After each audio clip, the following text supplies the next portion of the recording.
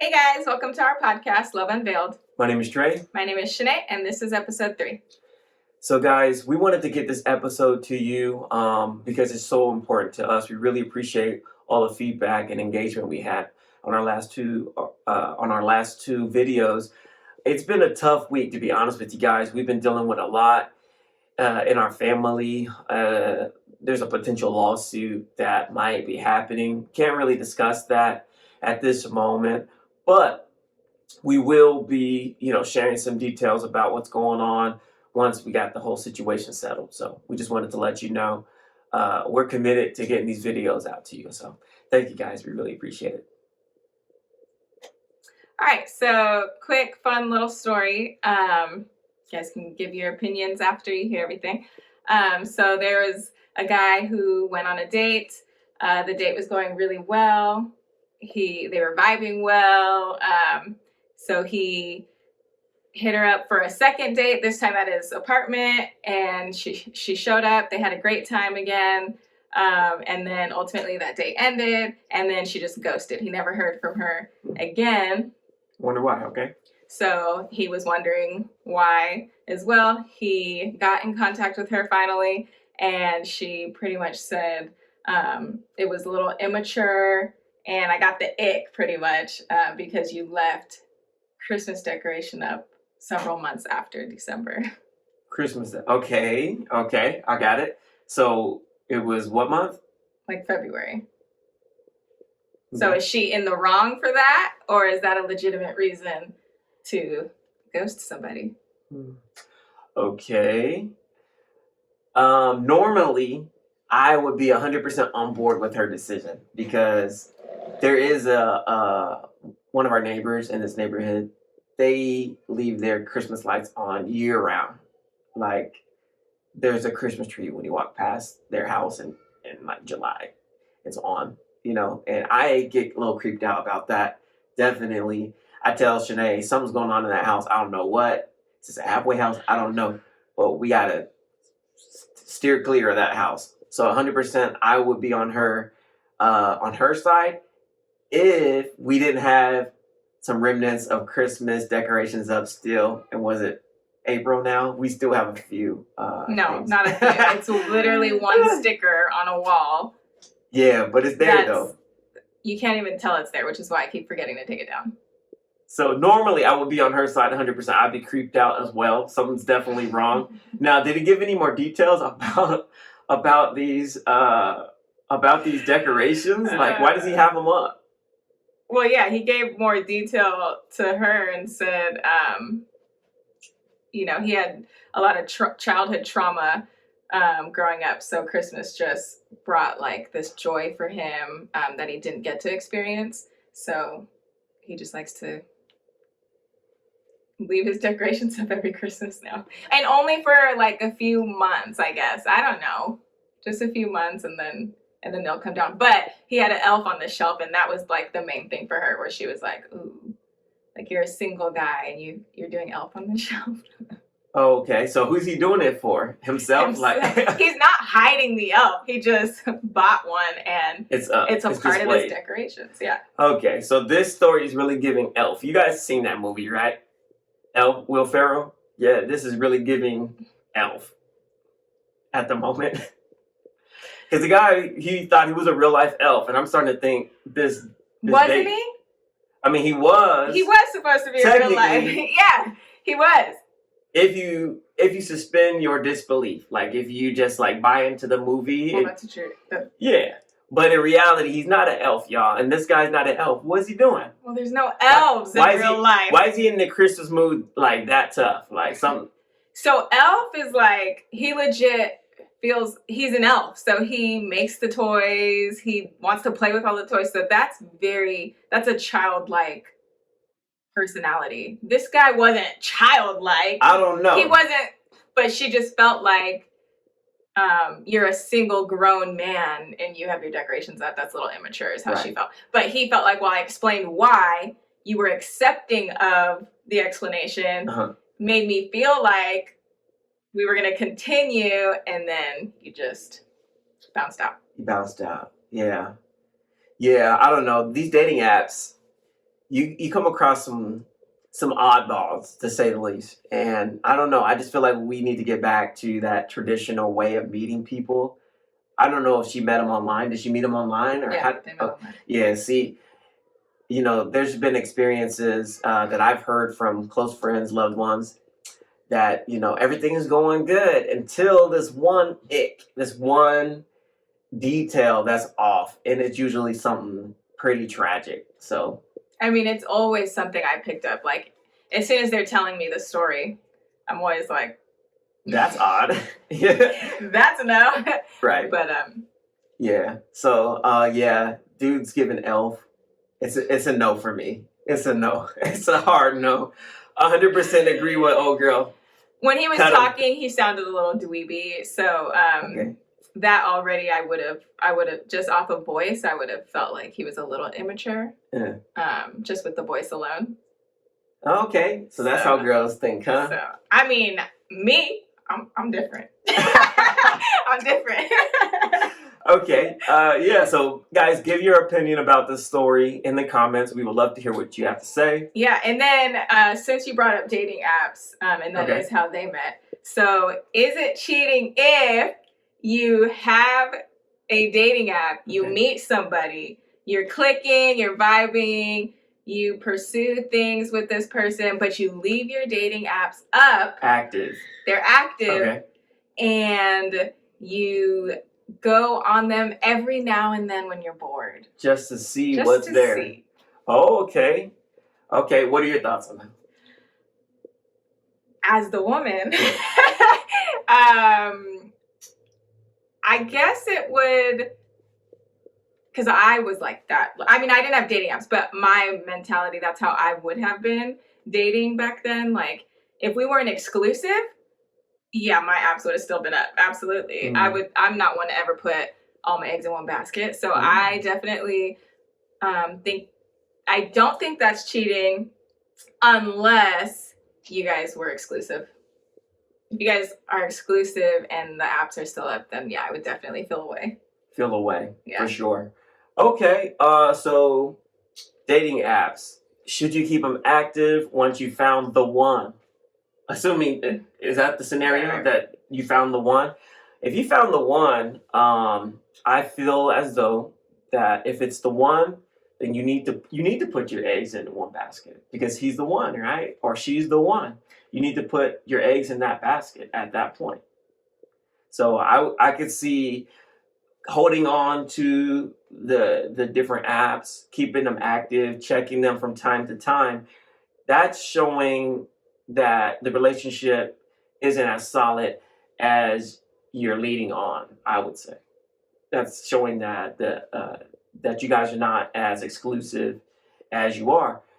Now, if you've already established that you are exclusive, then you should get rid of the dating apps. But if you're still considering, if you're still questioning, still testing the waters, that needs to be the message that you're conveying to the person that you've been dating for some time now. Like, you need to convey that message. I'm still, because they're gonna go check.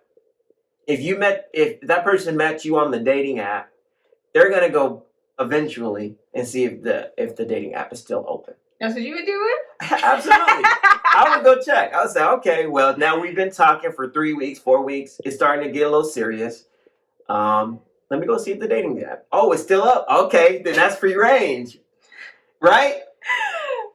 If the dating app is still up, that means... No, because maybe that just wasn't communicated to the person. Like, so then we take your apps down. So then we need to talk about it. Right. But that's what I'm saying. There needs to be a conversation. So I think if there was a conversation and then you found out the apps were still up, then yes, I would say that's cheating. Okay. But if there was no conversation and then how did you find that her apps were up? That must mean your apps were up still. Well, yeah, that's true. Well, okay, that's a good point. Now, little known fact, Chané and I did not meet on the dating app. We did not meet on a dating app. But we did somewhat meet online. Yeah. Do you want to clarify, describe? Facebook. It was Facebook. How y'all. we met, guys, is enough for a whole nother episode. Yeah, whole nother like episode. our story is enough for an entire episode. For sure. Yeah, I could talk on and on and on about it. But yeah, Facebook. Yeah, we met on Facebook, but we had mutual friends, and that's the reason why she even came across. She came across my profile.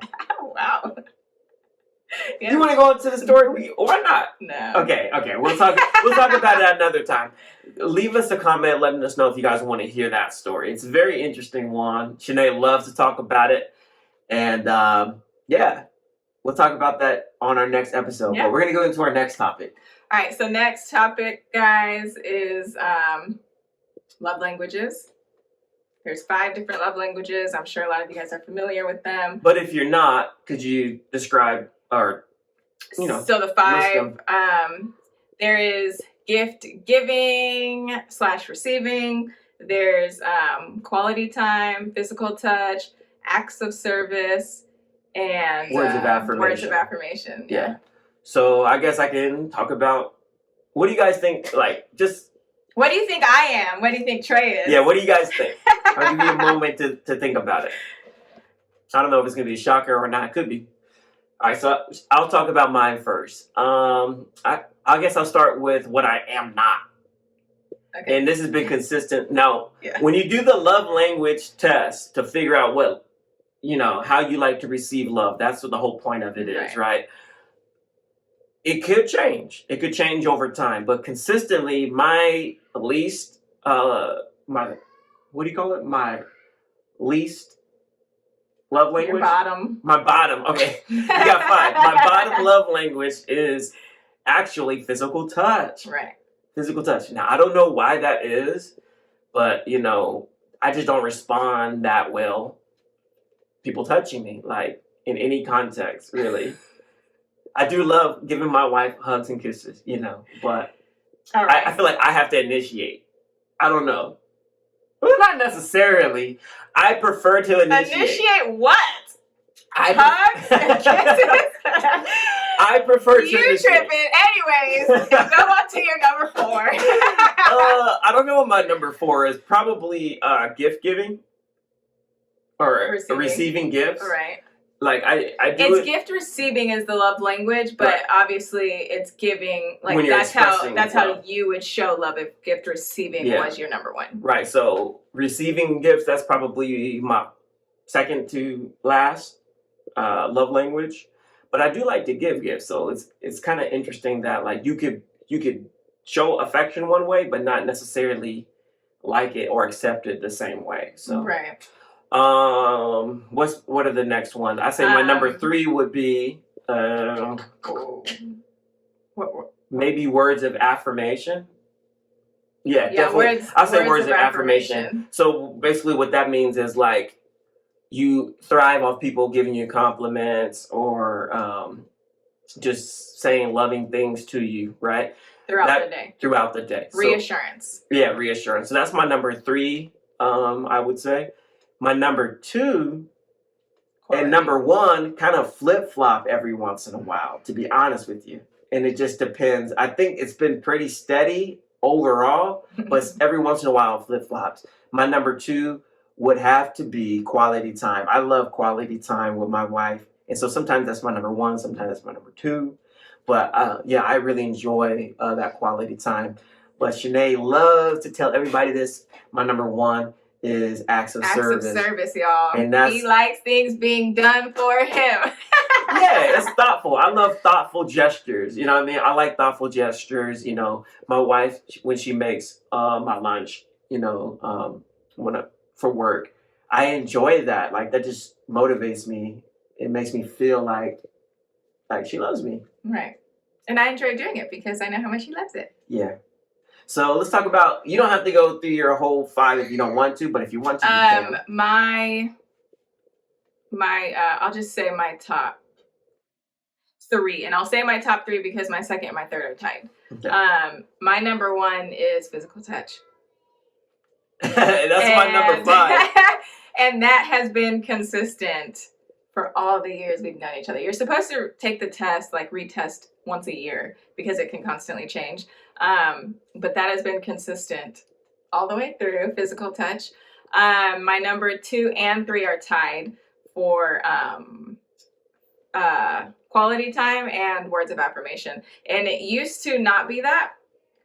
Words of affirmation, I've always been a very confident person. I could care less about that. Right. But now it means more to me since having kids.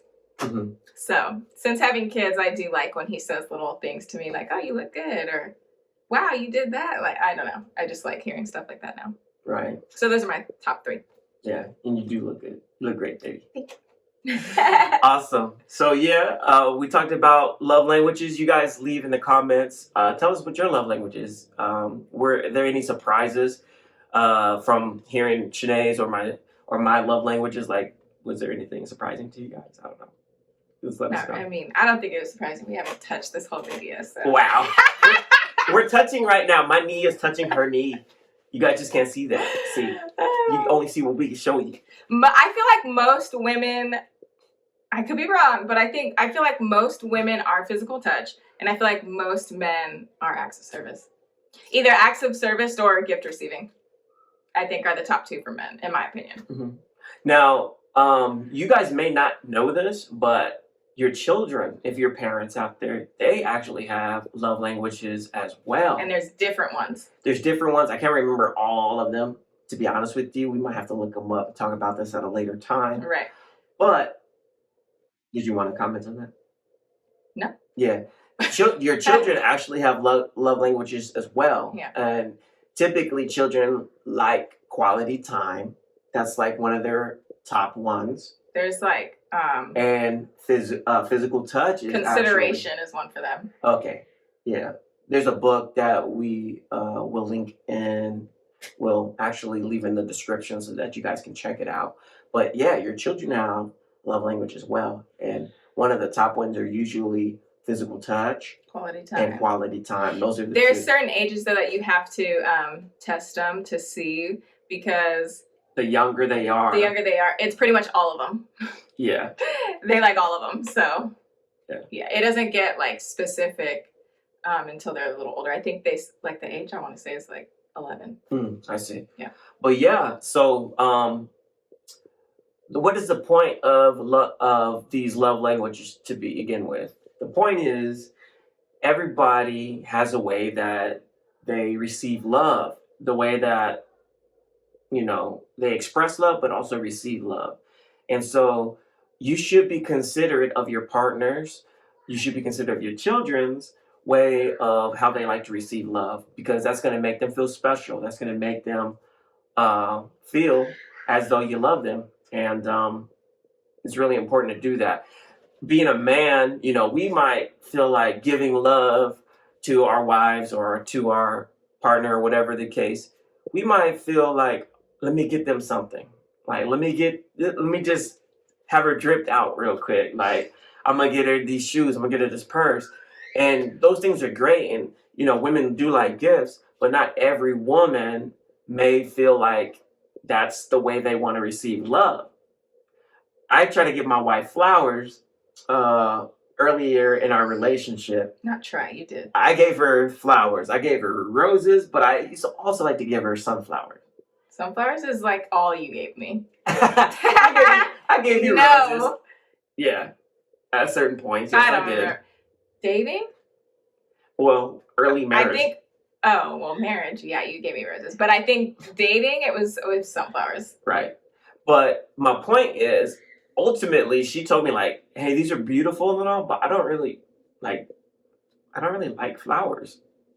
I waited though to tell him until I had a ring on my finger. Yeah, like yeah. I didn't want to offend him. And honestly, when we were dating, like earlier in our relationship, I was a gift giver, and then I would get offended because she was like, okay, like these are cool gifts, but like that story is going to be grouped into how we met. Yeah. So yeah, I was a gift giver, and she politely corrected me, like, you know, these are nice and all, but that's not really the way I receive love, basically. Like, yeah. So I'm also very simple too. Like, if I am going to receive a gift, I'm like a gift card. A gift card. I'm So cool she can with make the her own gift choice. card. Because I don't always necessarily want something in that moment. Or I don't know what I want, so I'd prefer to just, and I'm an Amazon shopper, so I'd prefer to be able to take my time, look, when something comes up, then I can just purchase it. Mm-hmm. Yeah. Yeah. So the whole point of, you really want to understand your partner and how they receive love and how they express love, because that will also, you can give them grace. Like if you see someone's doing something, they may not necessarily be giving you the love the way you would want it, but you need to be considerate that this person is trying to express love to you in a way that maybe you're just not used to receiving love, and that's where the communication, the conversation should happen, because you'll grow to know that you need to make tweaks. Like I've made tweaks, Chané has made tweaks to, better understand your partner and to better serve and love your partner. Yep. Yeah. So that's love languages. That's love languages. All right. Is there any other topics you would like to go over, or is the end of the podcast? That's it, y'all. That's it. So leave in the comments below how you guys how would you respond to that story, the Christmas story? Yeah, is that an ick? Is that an ick for you, or is that something you can put up with? Yeah. And And everything else was perfect with this man. could you deal with it? Could you deal with the elf on the shelf? All right, y'all. That's Love Unveiled, episode 3. We'll see you next time. Bye, y'all. Peace.